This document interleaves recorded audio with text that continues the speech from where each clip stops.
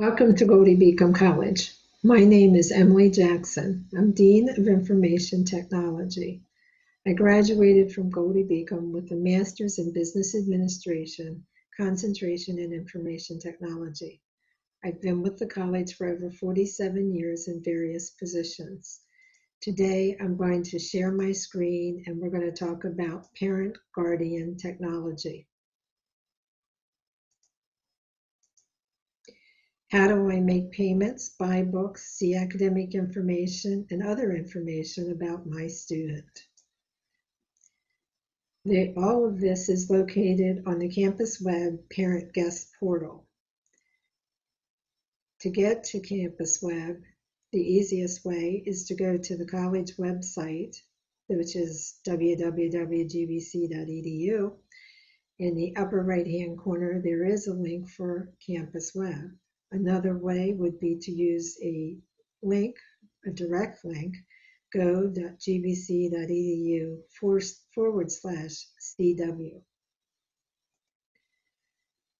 In order for the parent to get the permissions to be able to see the student information, the student has to give access. They need to complete the FERPA information release form, which is located on campus web in the quick links section. After the student's academic advisor approves the submitted release form, the username and password for access is emailed to the person that they noted. That person, parent or guardian, would go to campus web. The username is going to be their email address, and the password would be contained within the email that was sent. They would pick the ParentGuardian tab here on campus web, and then they would be able to say, view my students, and then select the student name. The information that is available there is based on permission. So if the student didn't grant all these permissions that are listed here, you need to go check with your student and have them complete another form.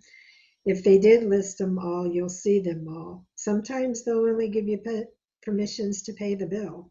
So, or if you sit by them and have them complete the form, they can always go back again and remove things. So check with your student if you're missing something on that page. But you have information here for academics. You've got a student schedule, grade report, and transcript. You have course needs, the 1098-T for tax information. Student account information is where you would pay on their account, and then residence information. And just to give you a heads up, at the current time, you're probably not going to see information in some of these things at this time of the year. So we're going to jump over and hop right onto campus web. I'm logged in with my daughter's account right now, so we're going to go look at the FERPA information release form. She obviously has given me previous permissions to use her account because I use it every time I do an orientation session. So I do have current access, but we're going to look at the process to grant those FERPA permissions. It comes up with an introduction, and that's two different sections here. This is the area where they enter the actual name of the person they're giving permissions to. Then they enter the email address for that person and select the relationship that they are to the student. This is the address for the person that is getting access.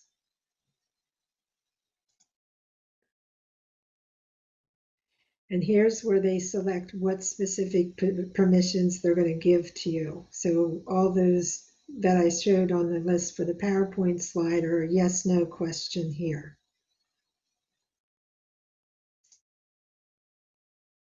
And I've got an error message because I didn't enter any information. we're going to log out as my student, and I'm going to log in as myself.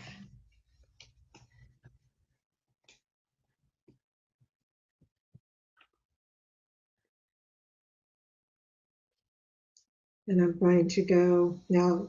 Just beware that I am an administrator on this system, so I have quite a few tabs access, and you will not see all these different areas.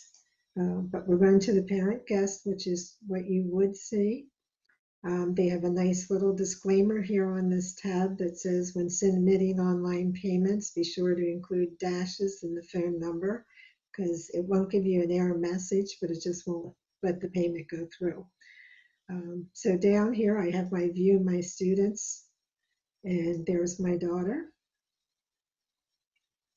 So I have some fake addresses out here for her. And down here, we can see those areas that I had listed on the slide. I want to go into the student schedule. As you notice, there are no courses listed. I'm going to select the fall 2021 year and do a search. There's her courses, and I've selected these randomly just to do this presentation, so I apologize because I apparently selected a bunch of evening courses and they're all in session 1. So this is not the normal schedule that an undergraduate student would see. You probably have some of these courses, it's just not this timing. So these being all in session 1, if I wanted to buy books, I could go down here and hit this link. This is not set up right now, so I can't show you this, but normally if you click this link, it will take you to the online bookstore, and all the books will be selected for the courses that you have up here. So you don't have to go figuring out, oh, what book do I need for English 175 or Humanities 101 or 103. So that's done for you. Just look at the textbooks that are selected, because some of them are required and others are optional. So you have your choice on those optional ones, whether you want them. But other than that, that's how easy it is to see the books. I'll go back to view my student. I can show you, let's look at the course history. She took a couple courses back in 2004 and 2007. So she had a psychology course and an accounting class. And this is the current schedule that I have put out here for her. You can see that you will have access to see grades and whether it's what type of requirement it is. If my daughter wasn't on a degree program, she only took a couple courses in the summer and was picking up some courses outside of the normal semester of her college.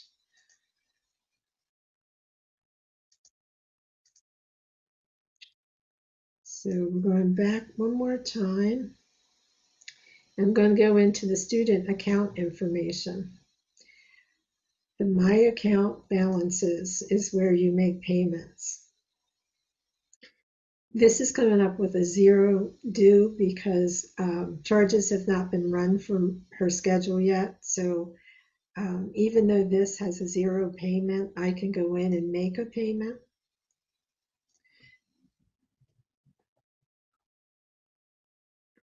And I hit enter, so it took the submit button. And if I hit continue now, it's going to take me off of Campus Web to authorize.net, which is the secure payment portal that we use for making online payments. And I'm not going to make a $25 credit on her account because she's not around. The one other thing I did want to show you in that same section is this course fee statement. You have to do several clicks here before it finally comes up, but it will come up eventually. So this is actually the schedule that I showed you before. And then this is the times I've played with her account in 2015, 16, and 17, and this is in a test database, so they weren't deleted. But you would only see for the current semester here, and the balance due is up here. This is a PDF that you can print off, and then you have a copy for you to keep and look at if you want to, or save it to your computer.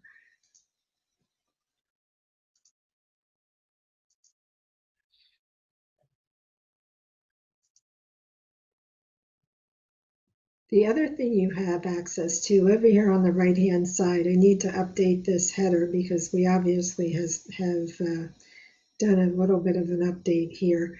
But this is a instruction of all the different things that you see in that portal and where you find things. So this might be a good reference if you are looking for something and don't remember where it is.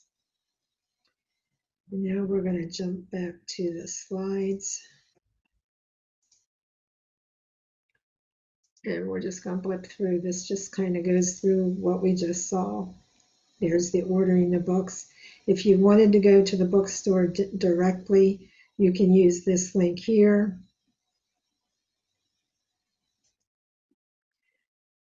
And there's the printout of her schedule and how to get to the bookstore and online payment. How do I add money to my student's GBC Lightning Card? This is another site, and it's called Lightning Card Central. And when you look at this, you're going to see that I've got an arrow pointing to make a guest deposit. This one window is used for both sign-on. This would be where your student would sign on because they would have a username and password here. But as a parent, you can make a guest deposit and put money on the account. The next window is going to ask you for the student's email address, and it's always going to be whatever their username is, .gbc or at gbc.edu. And then you're going to click continue. This is the window that will come up, and you will enter let me just jump over there and let you see that one. We have a link down here to Lightning Card Central.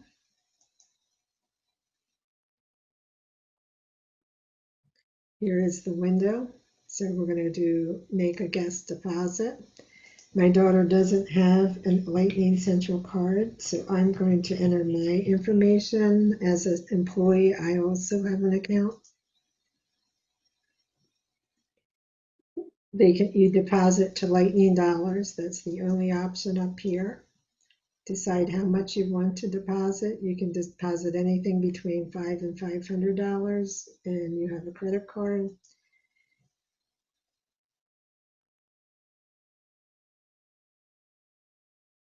This is the secure site for online payment for this Lightning card. I'm not going to make a deposit at this point, but once you do submit this, you would end up over with the next window here where it allows you to enter. This is actually a receipt for your guest deposit, and it allows you to enter an email address here, which you could enter yours, and you could also enter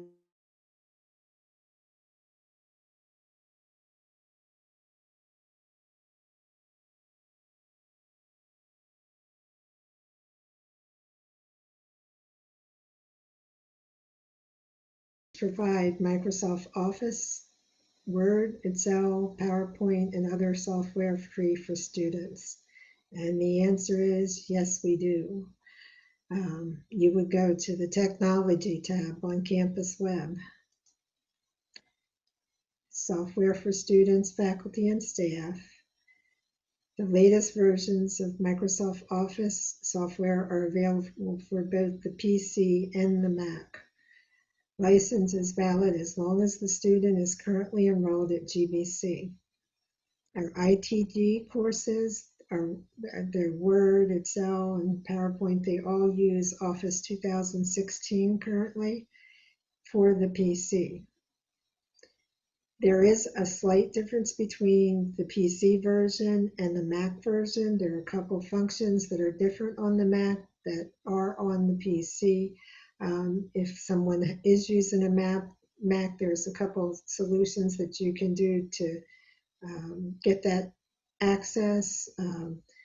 One of the options is to use a PC at the college when a particular function is needed that is not part of the Mac. We also, as part of that package, you get access to OneDrive. And that's where the student needs to save their files, because if you're using a college computer, at log off, anything they save on the hard drive is deleted. So they need to keep it elsewhere. And we've provided a link to OneDrive for them while they're here. And they can save up to that and access it on their own computer or on college computers.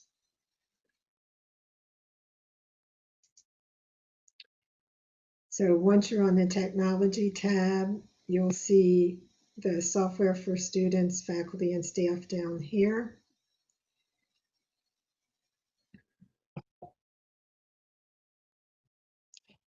My cursor is stuck.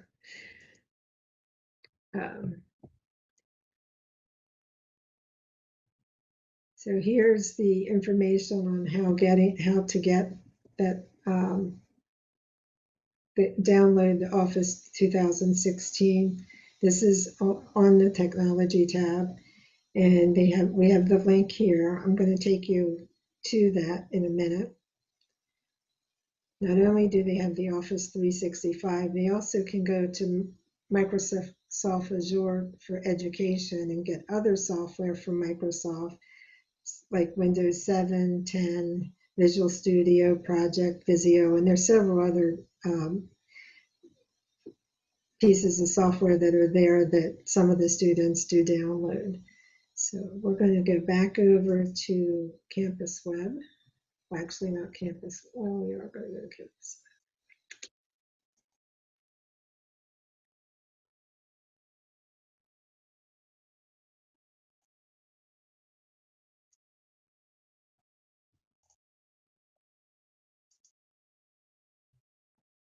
And we're going to go to the Technology tab. Here's the software for students. So you see this exact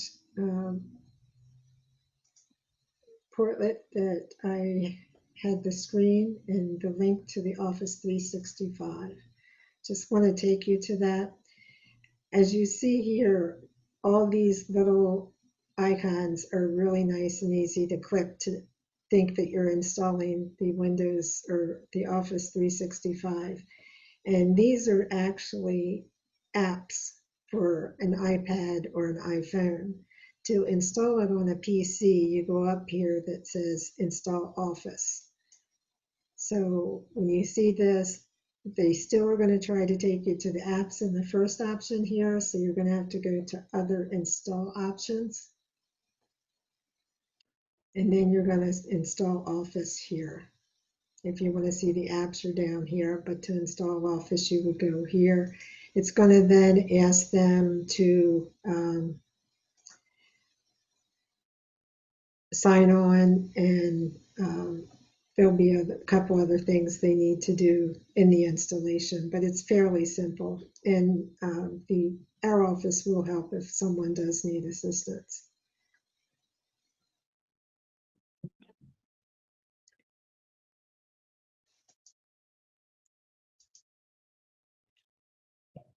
Are parents and guardians able to receive GBC emergency notifications? Yes. Students have access to 3 email addresses and 3 cell phone numbers on for emergency alerts. Their first email address that's on there and they cannot change is the GBC email address, but they have 2 additional emails and obviously 3 cell phone numbers. so they can add a mother or father or both or whomever they would like to get these notifications.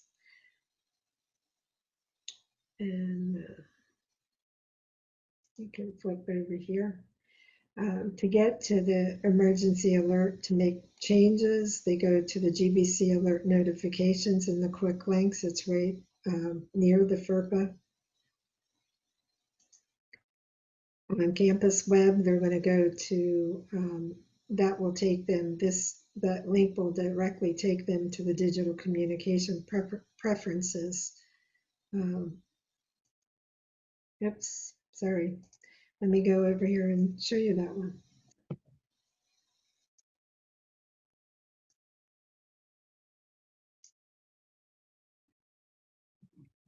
And we're going to go down here to the GBC alert notifications,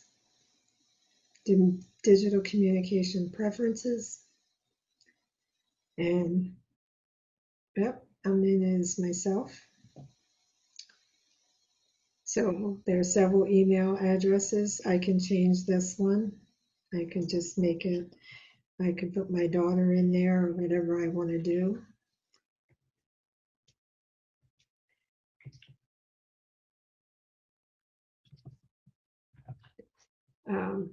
And this, they need to pay attention to. It says, do you want email address 2 to receive GBC alert notifications? And you can say yes or no. And the same thing with address 3. Down here, when you get to the phone numbers, it says, do you want to opt out your primary mobile phone from receiving text alerts? So if you want to keep receiving them, you want a no down here rather than a yes. It's automatically assumed that if a person puts a mobile number in these other 2 places that they want to receive alerts. The last thing is we ask, would you like to receive campus news about events, activities, store promotions, information dates, information, technology notifications? And they can say yes or no here.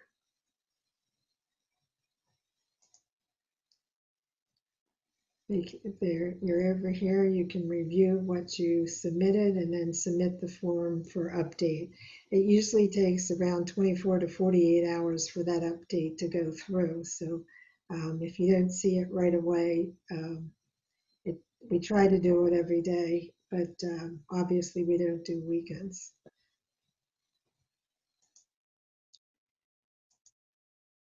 What is the one accomplishment students should achieve to help build their resume with proven skills? And this is something I push, not, well, the college does too, but I really feel this is a great benefit for them to have this certification.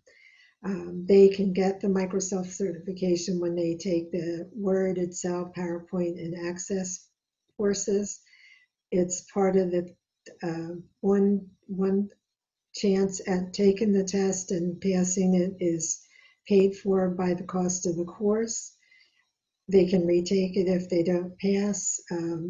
They pay up front, and if they pass, we refund it or we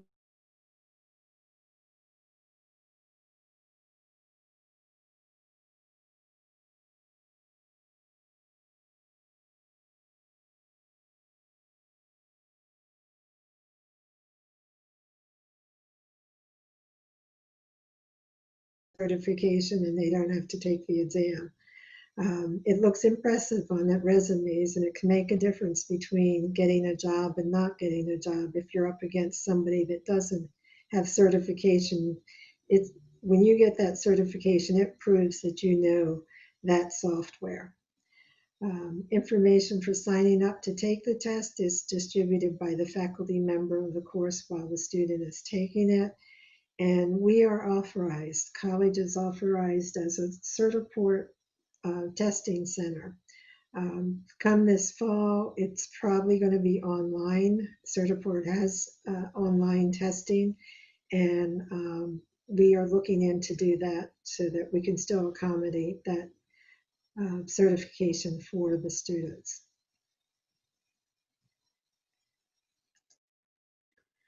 Questions? At this point, I can give you my email address. This is my direct phone number at the college.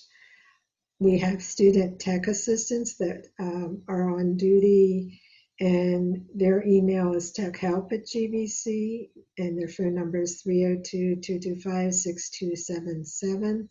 They are available in the evenings and weekends. We're not a 24/7 person, but we do have evening hours and weekend hours. And then if you email oit@gbc.edu, that gets all of my full-time staff. And one of us will pick it up, but who knows the answer and sees it first will respond to your email and try to get back to you. So there's 3 ways where you can get in touch with my office if you have any questions. Obviously, if you're watching this on the night that we're presenting it, we will have open questions at the end of this presentation.